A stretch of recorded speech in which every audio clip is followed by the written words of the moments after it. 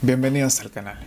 Hoy hablaremos de España y su economía, y de por qué actualmente España es la peor economía de Europa. Muchas veces cuando analizamos la economía española, nos olvidamos de poner los datos en contexto, y de tener en cuenta que ha tenido uno de los mayores estímulos fiscales y monetarios de toda su historia reciente. El gobierno ha disfrutado de unas condiciones ideales, en cuanto a espacio fiscal y apoyo del Banco Central Europeo se refiere, que no había recibido ninguna otra administración en el pasado. No solo ha tenido el déficit que ha deseado, disparando el techo de gasto tanto como ha querido, sino que el Banco Europeo ha comprado el 100% de la deuda que emitía el Tesoro. En el contexto de ese enorme apoyo de más de 200.000 millones de euros, la recuperación española es un fracaso en todos los sentidos. El PIB de España del segundo trimestre del 2022 se queda todavía en un 2,6% por debajo de las cifras del cuarto trimestre del 2019 pasado, cuando casi todos los países europeos han superado ya estos niveles y solo Alemania,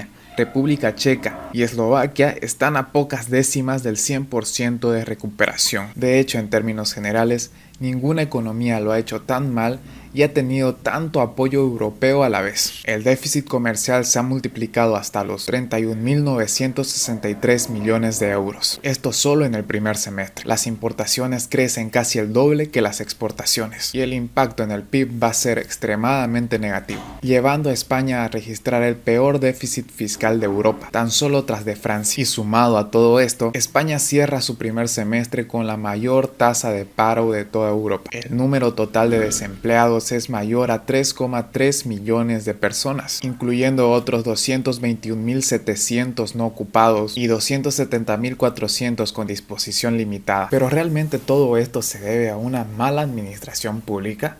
Veamos algunos datos. El endeudamiento en la administración pública ha alcanzado un máximo histórico en tan solo su primer semestre y ya supera los 1,47 billones de euros. Esto nos da un incremento de 19.908 millones de euros más con respecto a mayo. La inflación en julio se confirmaba en un 10,8% y la media de Europa es de 8,9% y en la Unión Europea del 9,8%. España es el país de las grandes economías de la eurozona con una espiral inflacionaria y la tercera de las 10 grandes economías con mayor alza de precios. Más deuda a pesar de contar con ingresos récords. Más tasa de paro que ningún otro país de su entorno, a pesar de su gran recuperación y repunte en el turismo. Y a pesar de sacar parados de las listas con el subterfugio de los fijos discontinuos, personas que no cobran el paro cuando no están trabajando, pero no aparecen como parados. Desde la pandemia, la labor del gobierno ha sido disfrazar el paro como ha podido. En julio el paro ha subido por primera vez desde el 2008.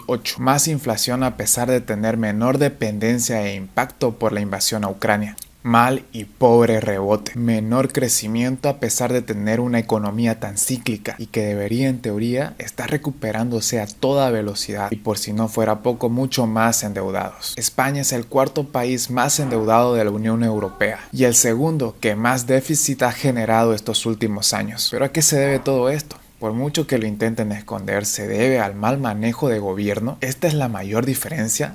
Las malas políticas de gobierno que ha aplicado el gobierno español, valga la redundancia. Esto ha llevado a España a quedar por debajo de países que no son necesariamente muestra de una apertura económica, que ni siquiera aplican políticas de crecimiento. La realidad de la economía española es tener a un gobierno que ha desaprovechado el gran estímulo fiscal que le han dado. Ha dejado al país mucho más débil de cómo lo recibió y significativamente peor que otras economías de Europa. Han sufrido más daño, que han sido más golpeadas por la pandemia, por ejemplo, o por la guerra en Ucrania. Y España es solo una muestra de cómo una mala administración pública puede hacer tanto daño a un país con una economía enorme, que mueve millones y millones de euros. Muchas veces en este canal trato de no hablar de política, pero la política sin economía sinceramente es imposible de llevar. Un país necesita de política para poder administrar la economía, para poder administrar un país en general. Y al fin y al cabo los políticos son los responsables inmediatos de cómo se encuentre o no un país, del estado en el que está, ya que ellos en teoría lo administran. Pero tú, ¿qué opinas al respecto de la situación española? ¿Crees que se recuperará poco a poco? ¿Crees que necesita un cambio político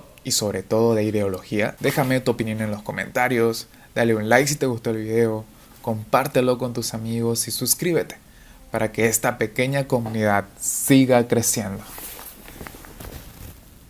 Sí me gustaría que vieran, en fin, no llevo corbata, eso significa que podemos todos también ahorrar desde el punto de vista energético, y he pedido pues a los ministros y ministras y a todos los responsables públicos, me gustaría también, y al sector privado, si aún no lo ha hecho, que cuando no sea necesario, pues que no utilicen la corbata, porque así también estaremos haciendo frente al ahorro energético que tan necesario es en nuestro país.